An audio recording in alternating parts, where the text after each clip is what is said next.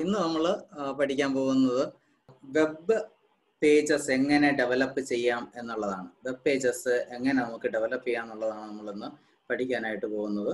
അപ്പോൾ അത് തുടങ്ങുന്നതിന് മുമ്പ് ഒരു കാര്യം നമ്മൾ നോക്കിയിട്ട് നമുക്ക് ക്ലാസ്സിലേക്ക് പോകാം. എന്താ കാണാം സ്ക്രീനിൽ? ഇത് ഒരു വെബ്സൈറ്റ് നമ്മുടെ സായി കൃഷ്ണ ക്രിയേറ്റ് ചെയ്ത ഒരു വെബ്സൈറ്റ് ആണ് കേട്ടോ. ഈ ലിങ്കിൽ പോയി കഴിഞ്ഞാൽ നിങ്ങൾക്ക് സായി കൃഷ്ണ ക്രിയേറ്റ് ചെയ്ത ഒരു വെബ് പേജ് ആണിത്. നമ്മൾ കഴിഞ്ഞ ദിവസം ഒരു 4ാം ക്ലാസ്സിൽ പഠിക്കുന്ന ഒരു കുട്ടി ക്രിയേറ്റ് ചെയ്ത ഒരു വെബ് പേജ് നമ്മൾ കണ്ടിരുന്നു. അപ്പോൾ ഇത് വളരെ ക്വിക്കായിട്ട് സായി കൃഷ്ണ ഡെവലപ്പ് ചെയ്ത ഒരു വെബ് പേജ് ആണ്. അബൌട്ട് മീ ഉണ്ട്, അതിനകത്ത് എന്തൊക്കെ സർവീസസ് പ്രൊവൈഡ് ചെയ്യുന്നു എന്നുള്ള കാര്യങ്ങളുണ്ട്, ദെൻ എന്തൊക്കെയാണ് പുള്ളിയുടെ എക്സ്പീരിയൻസസ് എന്നുള്ള കാര്യങ്ങളുണ്ട്, ദെൻ കോണ്ടാക്ട് ഡീറ്റെയിൽസ് ഉണ്ട്. അപ്പോൾ ഇങ്ങനെ കോണ്ടാക്ട് ഡീറ്റെയിൽസും ഉണ്ട്.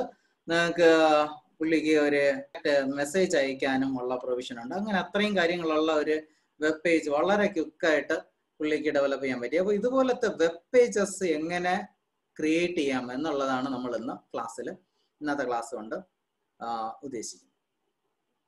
ഓക്കെ, അപ്പോൾ ഇത് നിങ്ങൾ കണ്ടല്ലോ. എന്താണ് ഇത്? കണ്ടോ? ഇതൊരു വെബ്സൈറ്റ് ആണ്. https:// ഒരു നെയിം കൊടുത്ത് നമ്മളിപ്പോൾ yahoo.com അല്ലെങ്കിൽ gmail.com അല്ലെങ്കിൽ wikipedia.org എന്നൊക്കെ പറയുന്നത് പോലെ ഒരു വെബില് ഇന്റർനെറ്റിലുള്ള ഒരു വെബ്സൈറ്റ് ആണ് ഇത് ഇപ്പോൾ കണ്ടത്. അപ്പോൾ നമുക്ക് വെബ് പേജസ് ക്രിയേറ്റ് ചെയ്യാനും നിങ്ങളുടെ ക്രിയേറ്റിവിറ്റി ഇത് വളരെ ക്വിക്കായിട്ട് ചെയ്തുകൊണ്ട് പുള്ളി മിനിമം കാര്യങ്ങൾ മാത്രമേ ഇതിനകത്ത് വെച്ചിട്ടുള്ളൂ. അല്ലാതെ ഒത്തിരി കാര്യങ്ങളൊന്നും ഇതിനകത്തില്ല. നമ്മൾ താഴെ പോയി എടുത്ത കാര്യങ്ങളെല്ലാം ഇവിടെയും മെനു ആയിട്ട് വെച്ചിട്ടുണ്ട്. ഇതിൽ ഓരോ മെനുവിലും ക്ലിക്ക് ചെയ്യുന്ന സമയത്ത് ആ മെനുവിലേക്ക് പോകുന്ന രീതിയിലും ചെയ്തിട്ടുണ്ട്. അതുപോലെ ഓക്കെ, അപ്പോൾ എല്ലാ പേജസിനും അങ്ങനെ ലിങ്ക് സെറ്റ് ചെയ്തിട്ടുണ്ട്. അപ്പോൾ ഇത് ക്രിയേറ്റ് ചെയ്യാനായിട്ട് നമ്മൾ വളരെ കുറച്ച് കാര്യങ്ങൾ പഠിച്ചാൽ മതി. ബാക്കി നമ്മൾ കുറച്ച് ബേസിക് ആയിട്ട് കുറച്ച് കാര്യങ്ങൾ മാത്രം. അത് കഴിഞ്ഞിട്ട് ബാക്കിയുള്ളതെല്ലാം നിങ്ങൾ സ്വന്തമായിട്ട് എക്സ്പ്ലോർ ചെയ്യും. കഴിഞ്ഞ ദിവസം നമ്മൾ ഒരു വെബ്സൈറ്റിനെ കുറിച്ച് നമ്മൾ പറഞ്ഞിരുന്നു, W3 സ്കൂൾസ്. ഓക്കെ, അപ്പോൾ ഇത് വന്നിട്ട് നമുക്ക് വെബില് നമുക്ക് വളരെ ഈസി ആയിട്ട് നമുക്ക് HTML പഠിക്കാനായിട്ടുള്ള ഒരു നല്ലൊരു പ്ലാറ്റ്ഫോമാണ്, നല്ലൊരു ട്യൂട്ടോറിയലാണിത്. അപ്പോൾ ഇതിനകത്ത് നിങ്ങൾക്ക് എന്ത് വേണമെങ്കിലും സെർച്ച് ചെയ്ത് നിങ്ങൾക്ക് അതിൻ്റെ കോഡെല്ലാം ഇതിനകത്തുണ്ട്. ഇതിനകത്ത് കണ്ട ഇതുപോലെ കോഡെല്ലാം ഉണ്ട്, നിങ്ങൾക്ക് എടുത്ത് അതിനെല്ലാം യൂസ് ചെയ്യാം. അപ്പോൾ നമുക്ക് ബേസിക് ആയിട്ട് കുറച്ച് കാര്യങ്ങൾ മാത്രം നമ്മൾ പഠിച്ചു കഴിഞ്ഞാൽ ബാക്കിയെല്ലാം നമുക്ക് ഓൺലൈനിൽ തന്നെ പഠിച്ച് നല്ല വെബ്സൈറ്റ്, വളരെ സ്റ്റാൻഡേർഡ് ആയിട്ടുള്ള നല്ല വെബ്സൈറ്റുകൾ നമുക്ക് ബിൽഡ് ചെയ്യാനായിട്ട് സാധിക്കും. അപ്പോൾ നമുക്ക് സിമ്പിളായിട്ട് ഞാൻ ഡയറക്റ്റ് ആയിട്ട് ഒരു HTML പ്രോഗ്രാം എങ്ങനെ എഴുതുക എന്നുള്ളതാണ് ഞാൻ ആദ്യമേ പഠിപ്പിച്ച് തുടങ്ങുന്നത്. ഇത് വളരെ സിമ്പിൾ ആയതുകൊണ്ട് നമുക്ക് അത് മാത്രമല്ല, നിങ്ങൾക്ക് വീട്ടിൽ ഇപ്പോൾ സമയമുള്ളത് കൊണ്ട് നന്നായിട്ട് ഡിസൈനിങ് ഒക്കെ അറിയാവുന്നവർ നന്നായിട്ട് ഡിസൈനൊക്കെ ചെയ്ത് നല്ല വെബ് പേജസ് ഒക്കെ നിങ്ങൾക്ക് ക്രിയേറ്റ് ചെയ്യാനായിട്ട് സാധിക്കും. അതിന് വേണ്ടിയിട്ടാണ് നമ്മൾ. ഓക്കെ, അപ്പോൾ ഞാൻ ആദ്യം പറയാൻ പോകുന്നത് ഇതും ഒരു വെബ് പേജ് ആണ്. അപ്പോൾ ഇത് ഒരു വെബ് പേജ് ആണ്. ഇതെല്ലാം HTML എന്ന് പറഞ്ഞിട്ട് ഒരു ലാംഗ്വേജ് യൂസ് ചെയ്തിട്ട് ഡെവലപ്പ് ചെയ്തതാണ്. നമ്മൾ C++ പ്രോഗ്രാംസ് ഒക്കെ കണ്ടു. C++ പ്രോഗ്രാംസ് കൊണ്ട് നമ്മൾ എന്തൊക്കെയാണ് ചെയ്തത്? നമ്മൾ ചെറിയ പ്രോഗ്രാംസ് എടുത്തു. ചെറിയ പ്രോഗ്രാംസിന് വേണ്ടിയിട്ടല്ല C++, നമ്മൾ പഠിക്കാൻ വേണ്ടിയിട്ട് കുറേ ചെറിയ പ്രോഗ്രാംസ് എഴുതി. നമ്മൾ C++ കൊണ്ട് ചെറിയ ആഡ് ചെയ്യാൻ വേണ്ടിയിട്ടും പിന്നെ അറേയിലെ എലമെന്റ് കണ്ടുപിടിക്കാൻ വേണ്ടിയിട്ടും അറേ സോർട്ട് ചെയ്യാൻ വേണ്ടിയിട്ടും ഒക്കെ നമ്മൾ പ്രോഗ്രാംസ് എഴുതിയ കണക്ക് നമുക്ക് ഈ HTML യൂസ് ചെയ്തിട്ട് നമ്മളിപ്പോൾ കണ്ടതുപോലത്തെ ഇതുപോലത്തെ വെബ്സൈറ്റ് ബിൽഡ് ചെയ്യാൻ വേണ്ടിയിട്ട് നമ്മൾ യൂസ് ചെയ്യുന്നത് HTML എന്ന് പറയുന്ന ഒരു ലാംഗ്വേജ് ആണ്. C++ പോലെ വേറൊരു language, hyper text markup language, HTML. അപ്പൊ നിങ്ങൾ എല്ലാവരുടെയും കയ്യിൽ ടെക്സ്റ്റ് ബുക്കും നോട്ട്ബുക്കും ഉണ്ട് എന്ന് വിശ്വസിക്കുന്നു. ടെക്സ്റ്റ് ബുക്ക് വേണം, നോട്ട്ബുക്ക് വേണം, കയ്യിലൊരു പെന്ന് വേണം. ഈ പറയുന്ന കാര്യങ്ങളെല്ലാം നിങ്ങൾ നോട്ട്ബുക്കിൽ അത് ആവശ്യമുള്ളത് ലോഗ് ബുക്ക് എന്നാണ് പറയുക. അപ്പോൾ നമുക്ക് ഇതിനകത്ത് പറയുന്ന സമയത്ത് ആവശ്യമുള്ള കാര്യങ്ങളെല്ലാം നമ്മൾ ലോഗ് ബുക്കിൽ ഒന്ന് കുറിച്ചിടണം. അപ്പോൾ ടെക്സ്റ്റ് ബുക്കിൽ നമ്മൾ പറയുന്ന കാര്യങ്ങൾ മാർക്ക് ചെയ്യുകയും വേണം. അപ്പോൾ നമുക്ക് ഒരു HTML ഫയൽ അതല്ലെങ്കിൽ ഇതുപോലത്തെ ഒരു വെബ്സൈറ്റിന് വേണ്ടിയിട്ട് ഉള്ള ഒരു HTML ഫയൽ ക്രിയേറ്റ് ചെയ്യാൻ നമുക്ക് C++ ചെയ്ത സമയത്ത് ഒരു സ്ട്രക്ചർ പഠിച്ചു അല്ലെ. എന്താണ് അത്? ബിഗിൻ ചെയ്യുന്നത് #include iostream എന്നായിരിക്കും. അത് കഴിഞ്ഞിട്ട് using name space std semicolon, അത് കഴിഞ്ഞിട്ട് ഇൻഡ് മെയിൻ, അത് കഴിഞ്ഞിട്ട് നമുക്ക് താഴെ പ്രോഗ്രാം ഒക്കെ എഴുതി റിട്ടേൺ 0 കൊടുത്തു. അപ്പോൾ അങ്ങനെ നമ്മൾ ഒരു സ്ട്രക്ചർ ഉണ്ടായിരുന്നു. C++ന്റെ സ്ട്രക്ചർ നമുക്ക് എല്ലാവർക്കും ഓർമ്മ ഉണ്ടാവും. അപ്പൊ അതേ കണക്ക് HTML പ്രോഗ്രാം എഴുതാനും ഒരു സ്ട്രക്ചർ ഉണ്ട്. ഒരു രീതിയിൽ വേണം നമ്മൾ HTML പ്രോഗ്രാം എഴുതാൻ. ആ സ്ട്രക്ചർ മാത്രം നിങ്ങൾ കാണാതെ പഠിച്ചാൽ മതി. ബാക്കിയെല്ലാം നമുക്ക് അണ്ടർസ്റ്റാൻഡ് ചെയ്ത് നമുക്ക് ഈസി ആയിട്ട് സ്വന്തമായിട്ട് പഠിച്ച് തന്നെ നമുക്ക് കാര്യങ്ങൾ ചെയ്യാൻ പറ്റുന്നതാണ്. അപ്പൊ ഈ HTML ഒരു സിൻടാക്സ് മാത്രം അല്ലെങ്കിൽ ഒരു സ്ട്രക്ചർ ഓഫ് HTML പ്രോഗ്രാം. അപ്പോൾ ഒരു HTML പ്രോഗ്രാം സ്റ്റാർട്ട് ചെയ്യുന്നത് HTML എന്നായിരിക്കും. ഒരു less than simple, then HTML, അത് കഴിഞ്ഞിട്ട് ഗ്രേറ്റർ ദാൻ സിമ്പിൾ. ഇതാണ് ആദ്യം ഒരു HTML പ്രോഗ്രാം. നമ്മൾ C++ൽ #include iostream എന്ന് തുടങ്ങണം എന്ന് പറഞ്ഞതുപോലെ ഇവിടെ നമുക്ക് HTML പ്രോഗ്രാം തുടങ്ങേണ്ടത് less than simple, then HTML, then greater than simple. അപ്പൊ ഇതിന് നമ്മൾ ഒരു പേര് പറയും, ടാഗ് എന്ന് പറയും. ഇങ്ങനെ നമ്മൾ ഈ ലെസ് ദാൻ ഗ്രേറ്റർ ദാൻ സിമ്പിളിന് ഇടയ്ക്ക് എഴുതുന്ന ഓരോ ഇതിനെയും നമ്മൾ ടാഗ് എന്ന് പറയും. അപ്പൊ നമ്മൾ പറയും ഈ HTML പ്രോഗ്രാം അല്ലെങ്കിൽ ഒരു file HTML file begins with HTML tag. എന്നിട്ട് ഇതെല്ലാം നമ്മൾ കോഡൊക്കെ എഴുതി കഴിഞ്ഞിട്ട് അവസാനിക്കുന്നത് അതിന്റെ ക്ലോസിംഗ് ടാഗ് എന്ന് പറയും. ഈ HTML എന്ന് പറയുന്ന ടാഗിന്റെ ഈ HTML ടാഗിന്റെ ഒരു ക്ലോസിംഗ് ടാഗിലാണ് അവസാനിക്കേണ്ടത്. ഓക്കെ, തുടങ്ങുന്നത് HTML, അവസാനിക്കുന്നത് /HTML. ഇതിന് നമ്മൾ ക്ലോസിംഗ് ടാഗ് എന്ന് പറയും. ഒരു /HTML എന്ന് നമ്മൾ എഴുതുകയാണെങ്കിൽ അത് ഈ HTML എന്നുള്ള ടാഗിന്റെ ക്ലോസിംഗ് ടാഗ്. അപ്പൊ ഇതുപോലെ ഒത്തിരി 100 കണക്കിന് ടാഗുകളുണ്ട്. ആ ഓരോ ടാഗും ചിലതൊക്കെ ക്ലോസിംഗ് ടാഗ് ഇല്ലാത്തതുണ്ട്, ക്ലോസിംഗ് ടാഗ് ഉള്ളതുണ്ട്. ക്ലോസിംഗ് ടാഗ് ഉള്ളതെല്ലാം അതിന്റെ ഓപ്പണിംഗ് ടാഗ് എന്ന് പറയുന്നത് just less than greater than സിമ്പിളിനകത്ത് എഴുതും. ഈ ക്ലോസിംഗ് ടാഗ് എന്ന് പറയുന്നത് ലെസ് ദാൻ, ദെൻ ഒരു / കഴിഞ്ഞിട്ട് ആ ടാഗ് നെയിം, ഇത് ടാഗ് നെയിം എന്നാണ് പറയുന്നത്. ഈ ടാഗ് നെയിം അതിനകത്ത് എഴുതും. ഒരു ആദ്യം ഒരു / കൂടെ വന്നു കഴിഞ്ഞാൽ അത് ക്ലോസിംഗ് ടാഗ് എന്ന് പറയും. അതില്ലാതെ എഴുതുന്നത് ഓപ്പണിംഗ് ടാഗ്. അപ്പൊ ഇങ്ങനെ ഇതാണ് ഒരു HTML പ്രോഗ്രാം. അപ്പൊ ഇതിനകത്ത് 2 സെക്ഷൻസ് ആണ്. ഒരു HTML ഫയലിനകത്ത് നമ്മൾ 2 സെക്ഷൻസ് ആണ് എഴുതുന്നത്. ആദ്യത്തെ സെക്ഷൻ എന്ന് പറയുന്നത് ഹെഡ് എന്ന് പറയും. HEAD, head, heading. അപ്പൊ അതും ഇതുപോലെ അവസാനിക്കുന്നത് ഒരു /HEAD എന്ന് പറയുന്ന ഒരു ഹെഡ്, ഒരു /head. അപ്പൊ ഇതാണ് ഒരു ഹെഡിങ്. അപ്പൊ ഇതിനകത്ത് ഞാൻ പറഞ്ഞു 2 സെക്ഷൻസ് ഉണ്ട്. ഒരു സെക്ഷൻ നമ്മൾ ഹെഡ് എന്ന് പറയും, അടുത്ത സെക്ഷൻ പറയുന്നത് ബോഡി. എല്ലാവർക്കും ഹെഡും ബോഡിയും ഉള്ളതുപോലെ ഈ HTML ഫയലിനും ഒരു ഹെഡ് ടാഗും അല്ലെങ്കിൽ ഹെഡിങ് സെക്ഷൻ അല്ലെങ്കിൽ ഹെഡ് സെക്ഷൻ ഉണ്ട്, ഒരു ഹെഡ് സെക്ഷൻ ഉണ്ട്, ഒരു ബോഡി സെക്ഷൻ ഉണ്ട്. ഇനി എന്നിട്ട് ഈ ഹെഡിനകത്ത് നമ്മള് അപ്പൊ ഞാൻ എഴുതുന്ന ഓർഡർ നോക്കിക്കോ. ഈ HTML ഒരു ടാഗ്, അത് അവസാനിക്കുന്നത് അതിന്റെ നേരെ താഴെ എഴുതി ക്ലോസിംഗ് ടാഗ്. ഈ അതിനകത്ത് 2 സെക്ഷൻസ് ഉണ്ടെന്ന് പറഞ്ഞു. അതിന്റെ ഹെഡ് ടാഗ് അവിടെ എഴുതി, അതിന്റെ ഹെഡിന്റെ ക്ലോസിംഗ് ടാഗ് ഇവിടെ എഴുതി. അതുപോലെ ബോഡി എന്ന് പറഞ്ഞിട്ട് ഇതിന്റെ സെയിം ഓർഡറിൽ തന്നെ എഴുതി. എന്നിട്ട് ഇനി ഹെഡിനകത്ത് വരുന്ന ഒരു കണ്ടന്റിനെ ഞാൻ എഴുതുന്നത് വീണ്ടും ഒരു ടാബ് സ്പേസ് റൈറ്റിലേക്ക് മൂവ് ചെയ്തായിരിക്കും എഴുതുന്നത്. ഓക്കെ, ദെൻ ഇതിനകത്ത് നമ്മൾ എഴുതുന്നത് നമ്മൾ യൂസ് ചെയ്യുന്ന ഒത്തിരി ഹെഡ് ടാഗുകൾ വേറെയും ഉണ്ട്. ഹെഡിനകത്ത് യൂസ് ചെയ്യുന്ന മെറ്റാഡേറ്റ ടാഗുകൾ വേറെയും ഉണ്ട്. നമ്മൾ ഇപ്പോൾ പഠിക്കാൻ പോകുന്നത് ടൈറ്റിൽ. നമുക്കത് എങ്ങനെയായിരിക്കും വരുന്നത് എന്ന് നമുക്ക് നോക്കാം. ടൈറ്റിൽ ടാഗ്, ടൈറ്റിൽ ഞാനിപ്പോ ദിസ് ഈസ് ഡെമോ പേജ് എന്ന് ഞാൻ എഴുതി. ഓക്കെ, എന്നിട്ട് അതുപോലെ നമ്മൾ ആ ടാഗ് നമുക്ക് ക്ലോസ് ചെയ്യണം.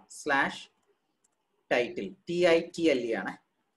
അപ്പൊ ടൈറ്റിൽ ഞാനിത് ഒറ്റ ലൈനിൽ തന്നെ തീരുന്നത് കൊണ്ട് ഞാൻ ഒറ്റ ലൈനിൽ തന്നെ അതിന്റെ ക്ലോസിംഗ് ടാഗ് എഴുതി. അപ്പൊ ഇതിന് ഒരു ഓപ്പണിംഗ് ടാഗ് എഴുതി ടൈറ്റിൽ കൊടുക്കാൻ വേണ്ടിയിട്ട്. ദെൻ അതിനകത്ത് കുറെ കണ്ടന്റ് കൊടുത്തു. എന്ത് ഇഷ്ടമുള്ള കണ്ടന്റ് അവിടെ കൊടുക്കാം. ദെൻ അതിന് /title എന്ന് കൊടുക്കും. ദെൻ ബോഡിക്കകത്ത് ഞാനിപ്പോൾ വേറെ ഒന്നും ടാഗുകളൊന്നും യൂസ് ചെയ്യുന്നില്ല. ഞാൻ ജസ്റ്റ് കുറെ കണ്ടന്റ് മാത്രം എഴുതുന്നു. Welcome to our online classes on HTML. Join and become a very good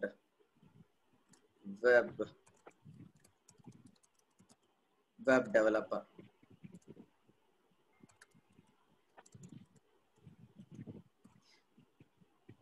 എന്ന് ഞാൻ കുറച്ച് കാര്യങ്ങൾ ഇതിനകത്ത് എഴുതി.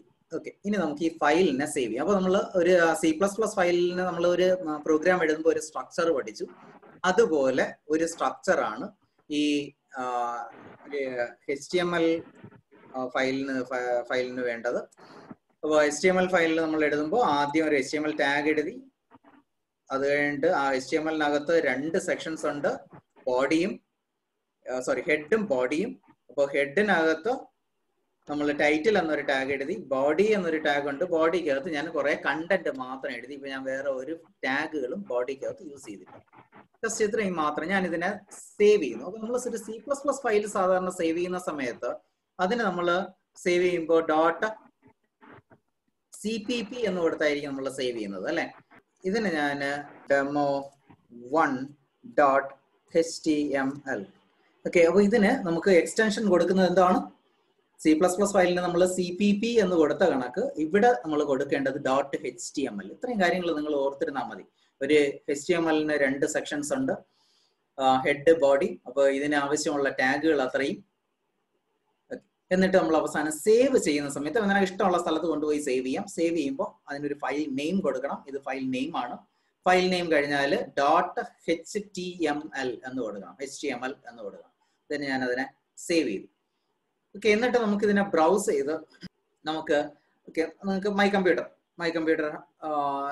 അല്ലെങ്കിൽ ദിസ് PC അല്ലെങ്കിൽ എന്താണ് നമ്മുടെ പ്ലേസസ് എന്ന് പറയുന്ന ഉബുണ്ടുവിലാണെങ്കിൽ പ്ലേസസ് എന്നുള്ള ഇതിൽ പോയിട്ട് നിങ്ങൾ എവിടെയാണോ അതിനെ സേവ് ചെയ്തത് അവിടെ പോവുക. ഞാനിപ്പോൾ ഇതിനെ കൊണ്ടൊന്ന് സേവ് ചെയ്തത് ഈ ലൊക്കേഷനിലാണ്. ആ ലൊക്കേഷൻ നമ്മൾ ബ്രൗസ് ചെയ്തെടുക്കുക. അതിനുശേഷം നിങ്ങൾക്ക് ആ ഫയലിനെ ജസ്റ്റ് ഡബിൾ ക്ലിക്ക് ചെയ്ത് ഓപ്പൺ ചെയ്യാമെന്നുകിൽ, അല്ല എങ്കിൽ ഓക്കെ അതിനെ റൈറ്റ് ക്ലിക്ക് ചെയ്ത് ഓപ്പൺ ഇൻ ഏതെങ്കിലും ഒരു ബ്രൗസർ കൊടുത്തു കഴിഞ്ഞാൽ ആ ബ്രൗസറിൽ അത് ഓപ്പൺ ആകും. അല്ലെങ്കിൽ നമുക്ക് ഇത് ഏതിലാണോ വേണ്ടത് നമുക്ക് അതിനവിടെ നമ്മൾ ജസ്റ്റ് ഒന്ന് റൈറ്റ് ക്ലിക്ക് ചെയ്തിട്ട് ഓപ്പൺ വിത്ത് എന്നൊരു ഓപ്ഷൻ ഉണ്ട്. അതിനകത്ത് നിനക്ക് ഏതാണോ വേണ്ടത് അതിനകത്ത് നിനക്ക് ഓപ്പൺ ചെയ്യാം. ഇപ്പോൾ ക്രോമിലാണ് ഓപ്പൺ ചെയ്യേണ്ടതെങ്കിൽ അത് ക്രോമിനകത്ത് ഓപ്പൺ ചെയ്തു, ക്രോമിനകത്ത് പുതിയൊരു വിൻഡോയിൽ ഓപ്പൺ ചെയ്തു. അപ്പൊ ഈ പേജിൽ കണ്ടോ, ഇത് കണ്ടോ, നമ്മൾ കൊടുത്ത കാര്യങ്ങൾ നന്നായിട്ട് നമുക്കൊന്ന് അനലൈസ് ചെയ്ത് നോക്കാം. അപ്പൊ ഇവിടെ നമ്മൾ ഒരു ടൈറ്റിൽ എന്ന് പറഞ്ഞ this is A demo page എന്ന് കൊടുത്തു. അത് കഴിഞ്ഞിട്ട് ബോഡി എന്നുള്ളതിനകത്ത് ഇത്രയും കണ്ടന്റ്സ് ഞാൻ 3 ലൈനിലാക്കിയാണ് കൊടുത്തത്. 3 ലൈനിലാണ് കൊടുത്തത്. അപ്പൊ അത് ഔട്ട്പുട്ട് വന്നപ്പോ ഇങ്ങനെയാണ് വന്നത്. ഈ this is A demo page വന്നത് ടൈറ്റിൽ, ഇതിനെയാണ് നമ്മൾ ടൈറ്റിൽ എന്ന് പറയുന്നത്. ഈ വെബ് പേജിന് ഒരു ടൈറ്റിൽ കൊടുക്കണമെങ്കിൽ നമ്മൾ എവിടെ കൊടുക്കും?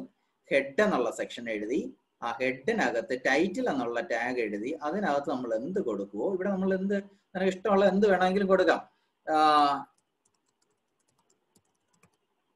എന്ത് വേണമെങ്കിൽ നിനക്ക് കൊടുക്കാം. ഞാൻ സേവ് ചെയ്തിട്ട് അവിടെ പോയിട്ട് അതിനെ റിഫ്രഷ് ചെയ്യുമ്പോൾ അത് നിനക്ക് അവിടെ മാറിയിട്ടുണ്ടാവും.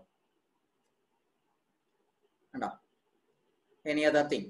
ഓക്കെ, നമുക്ക് അവിടെ നമ്മൾ എന്ത് കൊടുക്കുന്നോ, നീ ഇവിടെ എന്ത് കൊടുക്കുന്നോ അത് നമുക്ക് അവിടെ എന്താണ് നിനക്ക് ഈ പേജിൽ അത് ടൈറ്റിലായിട്ട് വരും, ടൈറ്റിൽ. ഓക്കെ, ദെൻ നമ്മൾ ഈ ബോഡിക്കകത്ത് എന്ത് എഴുതുമോ അതെല്ലാം എവിടെ വരും? ഇതാണ് ബോഡി. അപ്പൊ ഈ വെബ് ബ്രൗസറിന് ഇതിന് നമ്മൾ ടൈറ്റിൽ സെക്ഷൻ എന്ന് പറയും. ഈ മേളിൽ കിടക്കുന്ന ടൈറ്റിൽ സെക്ഷൻ, ഇത് അഡ്രസ് ബാർ ആണ്. നമ്മൾ ഏത് ഫയലാണ് ആ ഫയലിൽ കിടക്കുന്ന ലൊക്കേഷൻ ഒക്കെ കാണിക്കുന്ന. അല്ലെങ്കിൽ നമ്മളിപ്പോൾ വെബിലാണ് കൊടുത്തതെങ്കിൽ https:// www. എന്താണ് sentsaviershss.com/ എന്താണ് demo.html എന്നായിരിക്കും അത് ഇവിടെ നമ്മൾ ഫയൽ നെയിം ആണ് ഇവിടെ വരുന്നത്. വെബ് പേജ് അല്ലെങ്കിൽ google.com gmail.com/something. ഓക്കെ, അങ്ങനെ വരുന്ന ഇത് അഡ്രസ് ബാർ ആണ്, ഈ അഡ്രസ് ബാർ. ദെൻ ഇതാണ് കണ്ടന്റ്. ഈ കണ്ടന്റിൽ നമ്മളിപ്പോ 3 ലൈനിലാണ് ഞാൻ കൊടുത്തത് അല്ലെ. ഇതുവരെ ഒരു ലൈനിൽ കൊടുത്തു, ഇത് 2ാമത്തെ ലൈനായിട്ട് കൊടുത്തു, ഇത് 3ാമത്തെ ലൈനായിട്ട് കൊടുത്തു. പക്ഷെ ഇതെല്ലാം എന്താണ് സംഭവിച്ചത്? ഒറ്റ ലൈനിലാണ് വന്നത്. അപ്പൊ ഇങ്ങനെ നമുക്കിപ്പോ ഇതിനകത്ത് നിങ്ങൾക്ക് ജസ്റ്റ് വെറുതെ ഒരു ഓർഡിനറി ഫോണ്ടിലാണ് വന്നത്. അപ്പൊ പക്ഷെ നിങ്ങൾ നേരത്തെ ഈ എന്താണ് നമ്മുടെ സായി കൃഷ്ണ ക്രിയേറ്റ് ചെയ്ത പേജ് കണ്ടാൽ നിങ്ങൾക്ക് അറിയാൻ വേണ്ട, ഇതിനകത്ത് പുള്ളി കുറെ ഡിഫറെന്റ് കൈൻഡ് ഓഫ് ഫോൺസ് ഒക്കെ യൂസ് ചെയ്തിട്ടുണ്ട്. ദെൻ ഡിഫറെന്റ് എന്താണ് കളേഴ്സ് യൂസ് ചെയ്തിട്ടുണ്ട്. ഫോണ്ടിനൊക്കെ വ്യത്യസ്ത കളറുകൾ യൂസ് ചെയ്തിട്ടുണ്ട്. ദെൻ സൈസ് വേറെ വേറെ കൊടുത്തിട്ടുണ്ട്. ഓക്കെ, അങ്ങനെ കുറെ ഇമേജസ് കൊടുത്തിട്ടുണ്ട്. ഇങ്ങനെ കുറെ കാര്യങ്ങൾ ഇതിനകത്ത് നമുക്ക് ചെയ്യാനായിട്ട് സാധിക്കും. അതൊക്കെ ചെയ്യാനായിട്ട് നമ്മൾ എന്ത് യൂസ് ചെയ്യും? അതിനാണ് നമ്മൾ ടാഗുകൾ യൂസ് ചെയ്യും. അപ്പോൾ ഇത് നമ്മൾ എന്ത് പറഞ്ഞു? പേര് ടാഗ് എന്ന് പറഞ്ഞു. ഇതെല്ലാം ഇതിനകത്തെല്ലാം ഈ HTML കമാൻഡ്സ് അല്ലെങ്കിൽ HTML എക്സിക്യൂട്ട് ചെയ്യുന്ന ഈ ഫോർമാറ്റിംഗ് സ്റ്റേറ്റ്മെന്റ്സിനെല്ലാം കമാൻഡ്സിനെല്ലാം നമ്മൾ പറയുന്നത് ടാഗ് എന്നാണ്. ഈ ടാഗുകൾ യൂസ് ചെയ്തിട്ടാണ് നമ്മൾ ഇങ്ങനെ ഓരോന്ന് സ്പെസിഫൈ ചെയ്ത് പറയുന്നത്. ഈ സ്ട്രക്ചർ ഒന്ന് എല്ലാവരും എഴുതിയെടുക്കണം, ഇതൊന്ന് കാണാതെ പഠിക്കണം. അപ്പോൾ ടൈറ്റിൽ കൊടുക്കാനായിട്ട് ഇങ്ങനെ ഒരു ടാഗ് കൊടുത്തു. അപ്പോൾ ഇതിനകത്ത് നമ്മളിപ്പോൾ ചുമ്മാ ടൈപ്പ് ചെയ്താൽ ഡിഫോൾട്ട് അതിന്റെ ഫോണ്ട് ഏതാണോ ആ ഫോണ്ടിലായിരിക്കും ഇത് ഈ കണ്ടന്റ് ഡിസ്പ്ലേ ആയി വരിക. ഒരു വെബ്സൈറ്റ് ഡിസൈൻ ചെയ്യാൻ വേണ്ടിയിട്ട് നമ്മൾ HTML ഫയലാണ് എഴുതുന്നത് അല്ലെങ്കിൽ HTML പ്രോഗ്രാം ആണ് എഴുതുന്നത്. ഒരു HTML പ്രോഗ്രാം എഴുതുമ്പോൾ നമ്മൾ സ്റ്റാർട്ടിങ്ങിൽ ഒരു HTML ടാഗ് എഴുതും, ഏറ്റവും അവസാനം /HTML അല്ലെങ്കിൽ HTML ക്ലോസിംഗ് ടാഗ് എഴുതും. അപ്പോൾ ഇതിന്റെ പേരുകളെല്ലാം ഇനി ഞാൻ HTML ടാഗ് എന്ന് പറഞ്ഞാൽ ഇതാണ് HTML tag. Okay, then head tag എന്ന് പറഞ്ഞാൽ ഇതാണ് ഹെഡ് ടാഗ്. അപ്പോൾ അതിന്റെ ഓപ്പണിംഗ് ടാഗ് ഉണ്ട്, അതിന്റെ ക്ലോസിംഗ് ടാഗ് ഉണ്ട്. ടൈറ്റിൽ ടാഗ് എന്ന് പറഞ്ഞാൽ ഇതാണ് ബോഡി ടാഗ്. ഇത്രയും ടാഗുകൾ ഉണ്ടെങ്കിൽ നമുക്കൊരു വെബ് പേജ്, ഒരു സിമ്പിൾ വെബ് പേജ് നമുക്ക് ചെയ്യാനായിട്ട് സാധിക്കും. പക്ഷെ അതിന്റെ ഓർഡറിൽ ഇടണം. ഇതിൽ എന്തെങ്കിലും തെറ്റിച്ചു കഴിഞ്ഞാൽ ചിലപ്പോൾ അത് വർക്കായി എന്ന് വരത്തില്ല. നീ ടൈറ്റിലിന് പകരം നീ വേറെ എന്തെങ്കിലും സ്പെല്ലിംഗ് മിസ്റ്റേക്ക് ഒക്കെ എടുത്തു കഴിഞ്ഞാൽ ചിലപ്പോൾ ആ പേജ് നോർമലി ചെറിയ കമ്പൈലർ HTML-ന്റെ കമ്പൈലർ C++ പോലെ ബലം പിടിക്കത്തില്ല. ചെറിയ ചെറിയ മിസ്റ്റേക്സ് ഉണ്ട് എങ്കിൽ അത് തന്നെ കറക്റ്റ് ചെയ്ത് അത് ഒരുവിധം കാണിക്കാൻ പറ്റുന്ന ഒരു ഔട്ട്പുട്ട് ഒക്കെ കാണിക്കുന്നതാണ് സാധാരണ. പക്ഷെ ചില സമയത്ത് ജാവാസ്ക്രിപ്റ്റ് ഒക്കെ നമ്മൾ യൂസ് ചെയ്യുന്ന സമയത്ത് മിക്കവാറും ചെറിയ മിസ്റ്റേക്സും ചില ചെറിയ എറേഴ്സ് പോലും അത് ഇവിടെ നീ എക്സ്ട്രാ ഒരു സ്പേസ് ഇട്ട് കളഞ്ഞാലോ ഒക്കെ അത് ചിലപ്പോ അത് ചില ബ്രൗസറിൽ ആ ഔട്ട്പുട്ട് കിട്ടി എന്ന് വരില്ല. അതുകൊണ്ട് ഇത്രയും ചെയ്ത കാര്യങ്ങൾ അത്രയും കാണാതെ ഒരു സ്പെല്ലിംഗ് മിസ്റ്റേക്കും സ്പേസോ ഒന്നും തെറ്റില്ലാതെ നമ്മൾ ചെയ്തിരിക്കണം. ഓക്കെ, അപ്പോ ഇത്രയും ഇതിൽ എന്തെങ്കിലും സംശയം ഉണ്ടോ? HTML എന്ന് എഴുതി, ഹെഡ് എഴുതി, അതിനകത്ത് ടൈറ്റിൽ എഴുതി, ടൈറ്റിലിനെ ക്ലോസ് ചെയ്തു, എന്നിട്ട് ഹെഡിനെ ക്ലോസ് ചെയ്തു. ഹെഡിനകത്താണ് ഈ ടൈറ്റിൽ ഓപ്പണിംഗ് ക്ലോസിംഗ്. അപ്പൊ ഇത് ഒരിക്കലും എന്താണ് ഇങ്ങനെ ഒന്നിനകത്തുനിന്ന് തുടങ്ങുന്നത് വേറെ ഒരിടത്ത് പോയി ക്ലോസ് ചെയ്യത്തില്ല. ഒരെണ്ണത്തിനകത്ത് തുടങ്ങുന്നത് അതിനകത്ത് തന്നെ നമ്മൾ എന്ത് ചെയ്യും? ക്ലോസ് ചെയ്യും. അല്ലാതെ ഒരെണ്ണത്തിനകത്ത് തുടങ്ങുന്നത് വേറൊരിടത്ത് അങ്ങനെ ഓവർലാപ്പിംഗ് ഒരിക്കലും ഒരു ടാഗും HTML-നകത്ത് ഓവർലാപ്പിംഗ് ഇല്ല. ഒരു ടാഗ് എവിടെ ഓപ്പൺ ചെയ്തോ ഏത് ടാഗിനകത്താണോ ഒരു ടാഗിന് ഓപ്പൺ ചെയ്തത് ആ ടാഗിനെ ക്ലോസ് ചെയ്യുന്നത് ആ അതിന്റെ പാരന്റ് ടാഗ് ക്ലോസ് ചെയ്യുന്നതിന് മുമ്പ്. അപ്പൊ ഈ title tag okay child tag എന്നും ഇതിനെ വേണമെങ്കിൽ അതിന്റെ പാരന്റ് ടാഗ് എന്ന് പറയാം. ഈ ഹെഡ് ടാഗും ബോഡി ടാഗും എന്ന് പറയുന്നത് HTML ടാഗിന്റെ ചൈൽഡ് ടാഗുകളാണ്. അപ്പൊ ഇത് രണ്ടും ഒരിക്കലും ബോഡി ഇതിനകത്ത് പോയി തുടങ്ങിക്കളയരുത്. ഹെഡിനകത്ത് ബോഡി തുടങ്ങി ബോഡി കൊണ്ടുവന്ന് പുറത്ത് ക്ലോസ് ചെയ്യരുത്. അതുപോലെ ഹെഡിനകത്ത് ബോഡി കൊണ്ടുവന്നാലും വർക്ക് ആകത്തില്ല. ബോഡി എപ്പോഴും ഹെഡ് ക്ലോസ് ചെയ്തതിന് ശേഷമാണ് ബോഡി എഴുതേണ്ടത്. ഈ സ്ട്രക്ചർ എത്രയും ഒന്ന് കാണാതെ പഠിച്ചു വെച്ചേക്കാം. അപ്പൊ നമ്മൾ ഔട്ട്പുട്ട് കണ്ടു. ഇതിന്റെ ഔട്ട്പുട്ട് കണ്ടപ്പോൾ എങ്ങനെയാണ് ഇരുന്നത്? ഒറ്റ ലൈനിലാണ് അതെല്ലാം വന്നത്. നമ്മൾ ഉദ്ദേശിച്ചത് അങ്ങനെയല്ല, നമുക്കിത് 3 ലൈനിൽ വരണമെന്നാണ്. അപ്പൊ ഇതിനെ നമ്മൾ കണ്ടു. നമ്മൾ ഇതിനകത്ത് എന്തെങ്കിലും ഇമേജ് കൊണ്ടുവരണമെങ്കിലോ ഇതിനകത്ത് കളർ എന്തെങ്കിലും മാറ്റണമെങ്കിലോ അല്ലെങ്കിൽ ഇതിന്റെ സൈസ് എന്തെങ്കിലും കൂടുതലാക്കണമെങ്കിലോ ഞാൻ ഇതിന്റെ മുകളിൽ വേറെ ഒരു S3 എന്നും കൂടെ ഞാൻ ജസ്റ്റ് ഒരു S3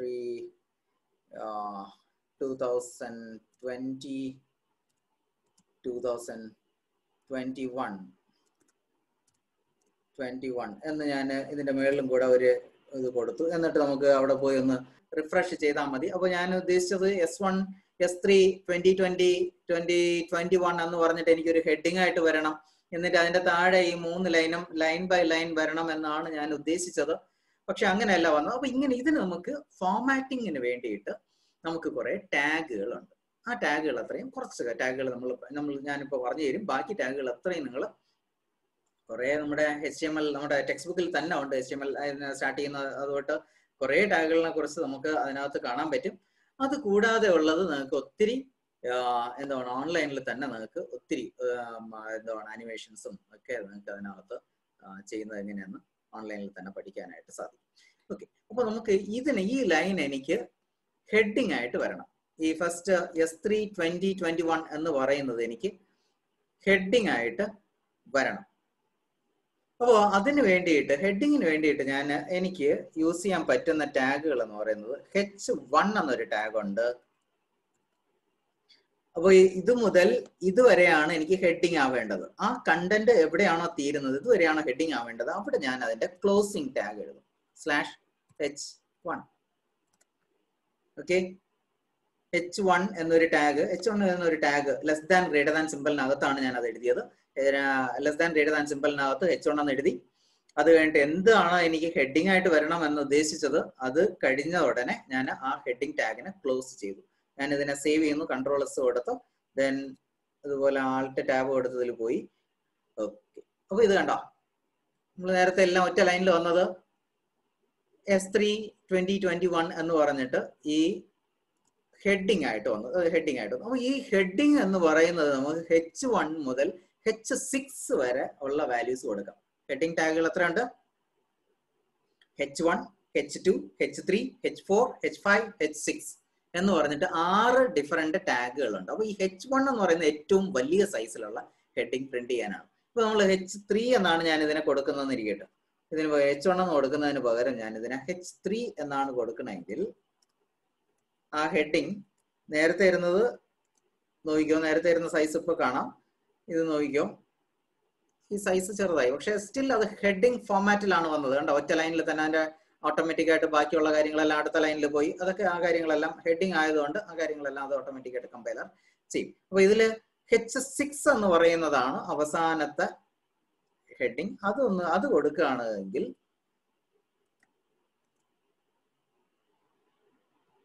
ഏറ്റവും ചെറിയ ഹെഡിങ് ആണ്. അപ്പൊ ഏറ്റവും വലിയ ഹെഡിങ് വേണമെങ്കിൽ എന്ത് ടാഗ് കൊടുക്കും? H1 എന്ന് കൊടുക്കും. അതിനേക്കാൾ കുറച്ച് ചെറിയ ടാഗ് ഹെഡിങ് ആണ് വേണ്ടതെങ്കിൽ ഏത് ടാഗ് കൊടുക്കും?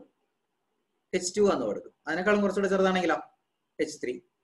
വളരെ ചെറിയൊരു ഹെഡിങ് മതി എനിക്ക് അങ്ങനെയാണ് എങ്കിൽ H6. അപ്പൊ H1 മുതൽ H6 വരെയുള്ള ടാഗുകൾ ഉപയോഗിച്ച് നിനക്ക് എന്ത് കൊണ്ടുവരാം?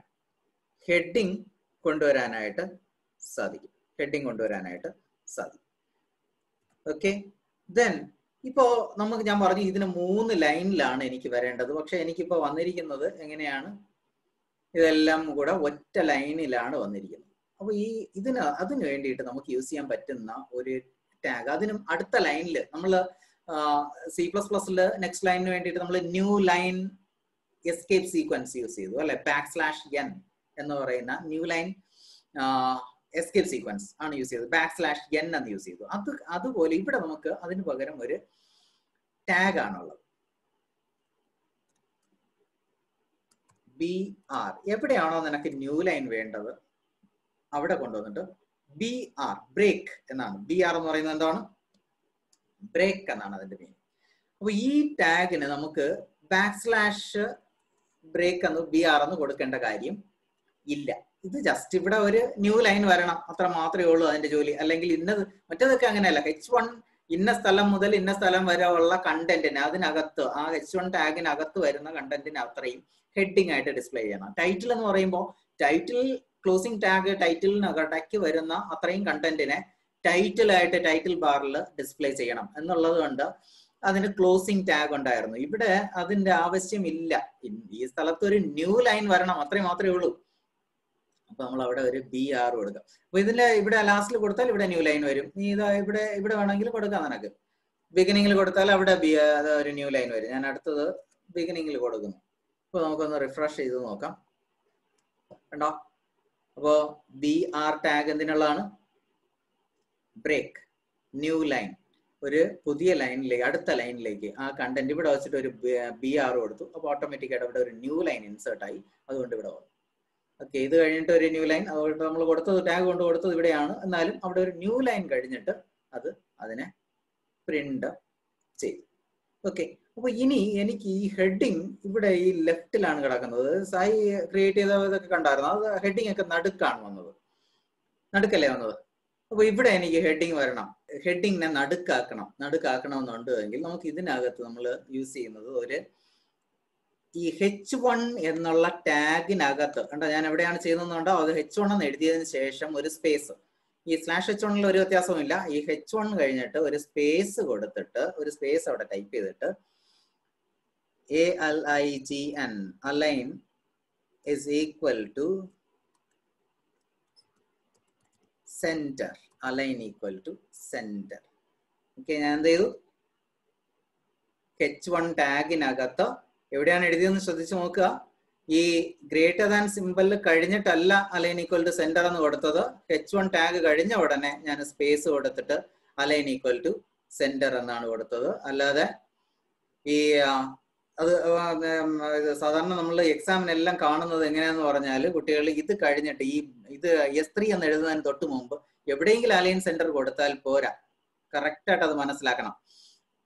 അലൈൻ ഈക്വൽ ടു സെന്റർ എവിടെയാണ് കൊടുത്തേക്കുന്നത്? H1 കഴിഞ്ഞിട്ട് ഈ ടാഗിനകത്താണ് അത് കൊടുത്തേക്കുന്നത്. കണ്ടോ, ഈ ടാഗ് മൊത്തത്തിലും ഈ ടാഗിനകത്താണ് ഈ വാല്യൂ കൊടുത്തിരിക്കുന്നത്. നമുക്കൊന്ന് റിഫ്രഷ് ചെയ്ത് നോക്കാം. സെന്ററിൽ വന്നാ ഹെഡിങ് അത് നമുക്ക് സെന്ററിലാക്കിയിട്ട്. ഓക്കെ, അപ്പൊ ഇതിന് നമ്മൾ പറയുന്ന പേര് ആട്രിബ്യൂട്ട്. നമ്മൾ ഇതിനെല്ലാം ടാഗുകൾ എന്ന് പറയും. HTML കുറെ കമാൻഡ്സ്, ഫോർമാറ്റിംഗ് കമാൻഡുകൾ നമ്മൾ ടാഗ് എന്ന് പറഞ്ഞു. അതേ സമയത്ത് ഈ ഒരു ടാഗിനകത്ത് അതിന്റെ ഒരു പ്രോപ്പർട്ടി കൊടുക്കുന്നതിന് നമ്മൾ പറയുന്ന പേര് ആട്രിബ്യൂട്ട്. ഈ ടാഗിന്റെ ആട്രിബ്യൂട്ട് H1 എന്നുള്ള ഹെഡിങ് ടാഗിന് ഒരു പ്രോപ്പർട്ടി കൂടെ നമ്മൾ കൊടുക്കുകയാണ്, അലൈൻ എന്നൊരു പ്രോപ്പർട്ടി കൂടെ. അലൈൻ എന്ന് പറഞ്ഞാൽ എവിടെയാണ് അലൈൻ ചെയ്യേണ്ടത്? ലെഫ്റ്റിലാണോ, റൈറ്റിലാണോ, സെന്റർ? ലെഫ്റ്റ് എന്ന് കൊടുത്താൽ ലെഫ്റ്റിൽ അലൈൻ ആവും. ഡിഫോൾട്ട് വന്നിട്ട് ലെഫ്റ്റ് ആണ്, അതുകൊണ്ടാണ് ആദ്യം ലെഫ്റ്റിൽ വരുന്നത്. ഇതിവിടെ നമ്മൾ അലൈൻ ഈക്വൽ ടു റൈറ്റ് എന്ന് കൊടുത്തു കഴിഞ്ഞാൽ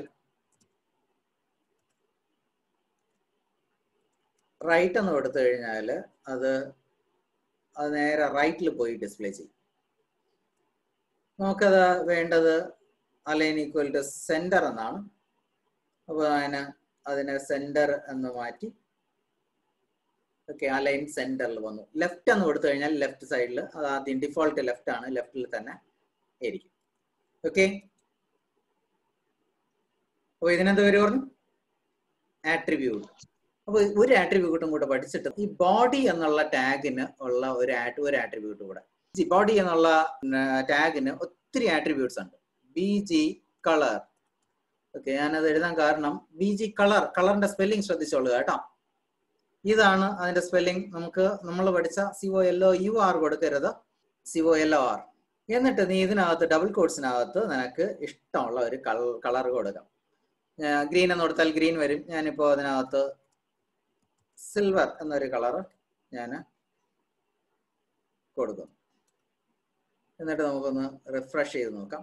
അതിന് ബാക്ക്ഗ്രൗണ്ട് മാറിയില്ലേ? നേരത്തെ ബാക്ക്ഗ്രൗണ്ട് വൈറ്റ് ആയിരുന്നു, ബാക്ക്ഗ്രൗണ്ട് മാറി. അപ്പൊ ഈ ബാക്ക്ഗ്രൗണ്ട് കളർ മാറ്റണമെങ്കിൽ എന്ത് ആട്രിബ്യൂട്ട് യൂസ് ചെയ്യും? അത് ബോഡി ടാഗിന്റെ ഒരു ആട്രിബ്യൂട്ട് ആണ്.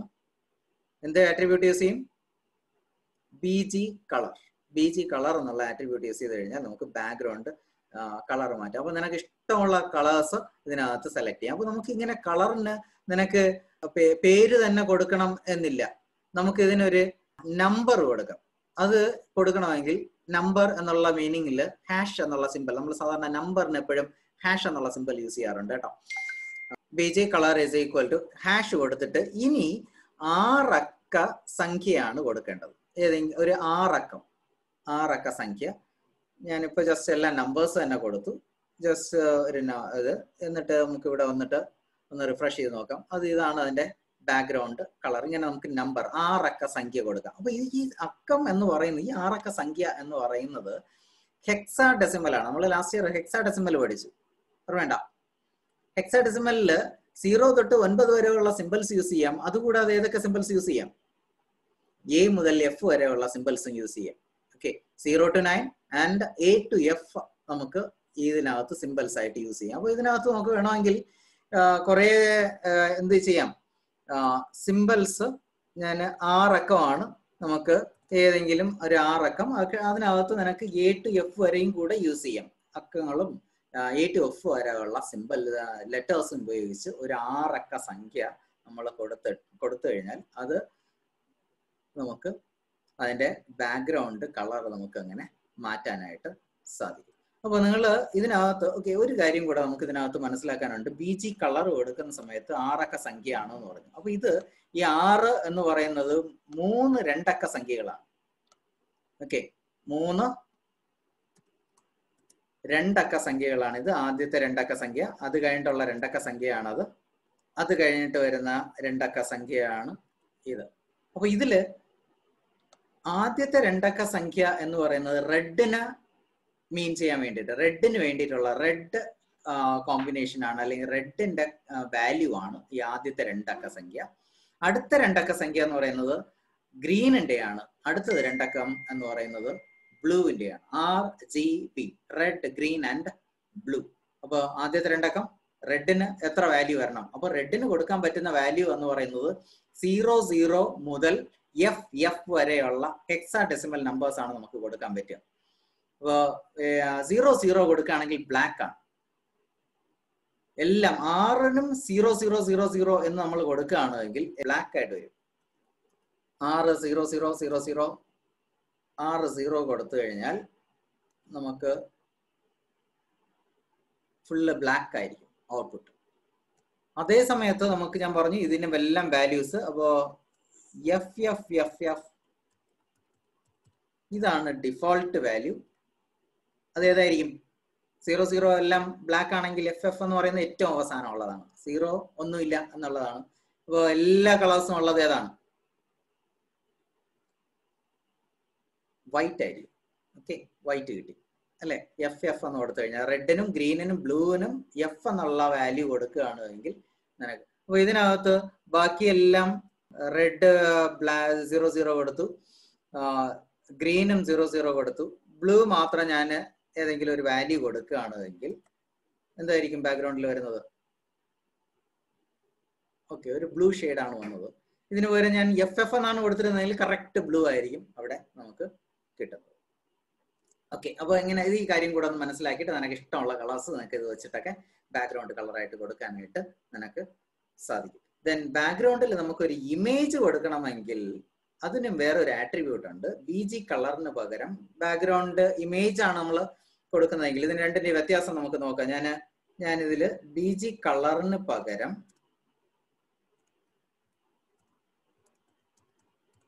Background BACKGROUND background is equal to നമ്മൾ ഡബിൾ കോട്സിനകത്ത് ഒരു ഫയലിന്റെ പേരാണ് കൊടുക്കേണ്ടത്, ഒരു ഇമേജിന്റെ പേരാണ് കൊടുക്കേണ്ടത്.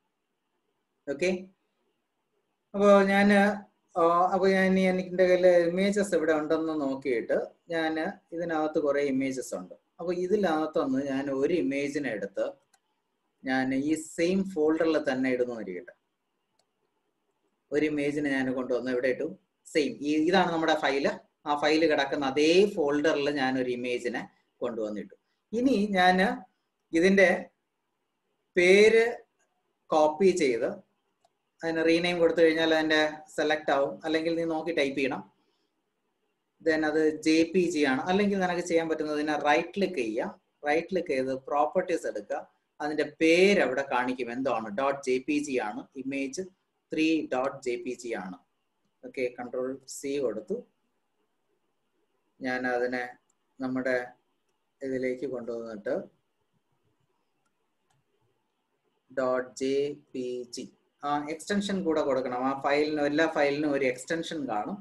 അത് കൃത്യമായിട്ട് അതുപോലെ കൊടുക്കണം. എന്നിട്ട് നമുക്ക് നമ്മുടെ പേജിനെ ഒന്ന് റിഫ്രഷ് ചെയ്ത് നോക്കാം. അതിന്റെ ഒരു ബാക്ക്ഗ്രൗണ്ട് ഇമേജ് ആണ് ഇവിടെ നിങ്ങൾക്ക് ഇപ്പോ വന്നത്. അപ്പോൾ നമുക്കൊരു ബാക്ക്ഗ്രൗണ്ടിൽ ഒരു ഇമേജ് കൊടുക്കണമെങ്കിൽ അപ്പൊ രണ്ടിന്റെ വ്യത്യാസം മനസ്സിലായോ? ബാക്ക്ഗ്രൗണ്ടിൽ ഒരു കളർ കൊടുത്തു, ബാക്ക്ഗ്രൗണ്ടിൽ ഒരു ഇമേജ് കൊടുത്തു. ഇപ്പൊ നമ്മൾ ബാക്ക്ഗ്രൗണ്ടിൽ ഒരു ഇമേജ് ആണ് കൊടുത്തു വെച്ചേക്കുന്നത്. ഈ ബാക്ക്ഗ്രൗണ്ടിൽ ഒരു ഇമേജ് ഉണ്ട്. ഇതിന്റെ ബാക്ക്ഗ്രൗണ്ടിലാണ് അത് കിടക്കുന്നത്. ഇതിന്റെ ബാക്ക്ഗ്രൗണ്ടിൽ ഇതെല്ലാം ഇമേജിന്റെ ഭാഗമാണ്. ഓക്കെ, അപ്പോ അതിന് വേണ്ടിയിട്ട് നമ്മൾ യൂസ് ചെയ്ത ആട്രിബ്യൂട്ട് ഏതാണ്? ബാക്ക്ഗ്രൗണ്ട്. ബാക്ക്ഗ്രൗണ്ട് എന്നുള്ള ആട്രിബ്യൂട്ട് ആണ് നമ്മൾ യൂസ് ചെയ്തത്. അപ്പൊ ഇത്രയും കാര്യങ്ങളാണ് നമ്മൾ ഇന്ന് പഠിക്കാൻ ഉദ്ദേശിച്ചത്.